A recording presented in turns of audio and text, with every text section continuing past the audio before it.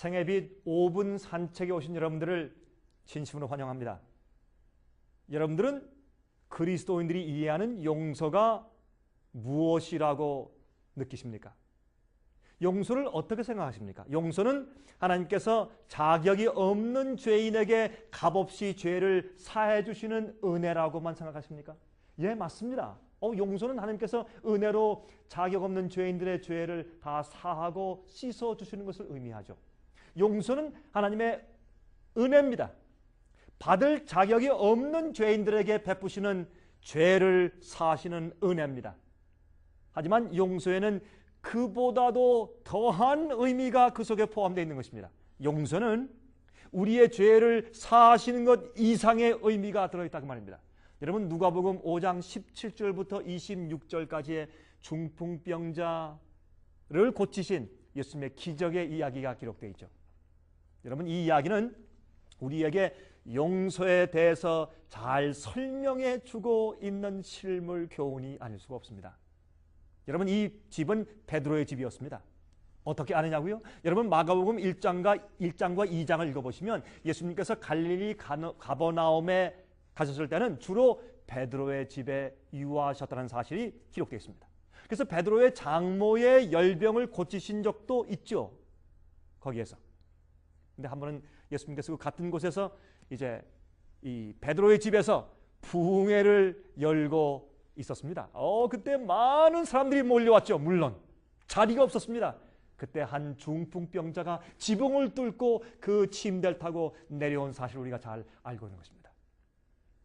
여러분, 그 당시에 중풍병이나 문둥병 같은 불치의 병들은 말이죠, 하나님의 저주의 심판이라고 생각들을 했습니다. 그들은 영생의 가망이 없는 그늘 안에서 절망적으로 살아가고 있는 그런 병자들이었습니다. 그때 가버나움의 한 중풍병자가 예수님께서 문둥병자를 고치셨다는 이야기를 듣고 마음 가운데 소망이 생긴 겁니다. 나 같은 죄인에게도 희망이 있구나. 그래서 그 친구들이 그 이야기를 해 주었을 때 아마 그가 큰 소망을 얻었을 것입니다. 그래서 그 네 친구들이 말이죠, 그가 누워있는 침상을 번쩍 들고서 이제 데리고서 예수님께 온 것입니다.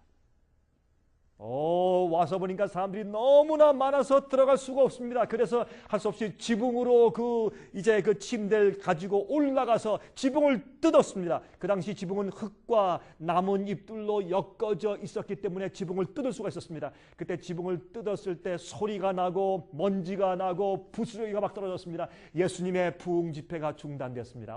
사람들이 웅성거렸습니다. 누가 집회를 방해하느냐고. 여러분, 그럴 때 베드로가 어떻게 했을까요? 그 성급한 베드로가 얼마나 불평했겠습니까? 내 지붕인데. 하지만 예수님께서는 바로 그러한 죄인을 위해서 집회를 하시기 위해서 오신 것입니다. 여러분, 그때 예수님께서 어떻게 하셨습니까? 병자 고치실 때 제일 먼저 하신 이야기가 무엇입니까? 소자야 안심하라, 내 죄가 사함 받았느니라. 그의 병에 대해서 말씀하지 않고 그의 죄에 대해서 말씀하시면서 용서에 대해서 말씀하십니다. 그때 그 영혼 속에 소망이 들어갔습니다. 왜? 그의 문제는 병난 문제보다 오히려 자기는 죄를 용서할 수 없는 그런 불가능한 죄인가, 자기는 하나님의 저주와 심판 아래서 이렇게 병나 있는 것인가 하는 절망 가운데 살고 있었기 때문에 예수님께서 그의 마음 가운데 용서를 통해서 소망을 먼저 불러 일으키신 것입니다. 오늘날도 마찬가지입니다. 여러분, 이 환자가 어떻게 됐습니까? 용서의 소망을 들었을 때 그가 번쩍 일어나서 병이 나았습니다. 예수님께서 그의 손을 붙잡고 일으켰을 때 용서를 받고 소망을 가진 그가 벌떡 일어나서 병이 낫고 살게 되었습니다. 여러분, 제가 무슨 말씀을 드리는 것입니까? 용서는 주님께서 우리의 잘못한 과거의 모든 기록을 지워주실 뿐만 아니라 우리에게 능력을 주셔서 예수님을 위해서 살게 만드는 능력을 주는 주님의 방법인 것입니다.